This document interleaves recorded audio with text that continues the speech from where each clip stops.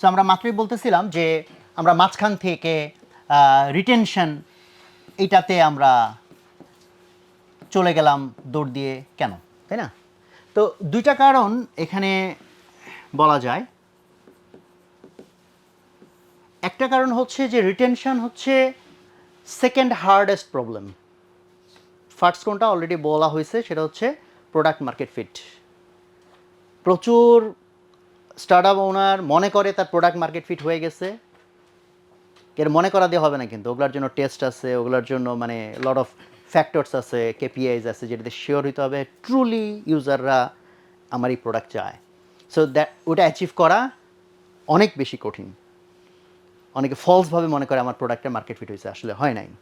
So সেটা সবচেয়ে hardest part, কারণ ওইটা যদি অ্যাচিভ হয় তাহলে বাদ বাকি সব কাজ সহজ হয়ে যায়। আর ওইটা অ্যাচিভ না হইলে বাদ বাকি এগুলো সব ভুলে যাও। তুমি জোর করে একটা প্রোডাক্ট বেচার চেষ্টা করতেছো, সেখানে এই ফ্রেমওয়ার্ক এগুলো কিচ্ছু খাটবে না। বোঝা গেছে কথা?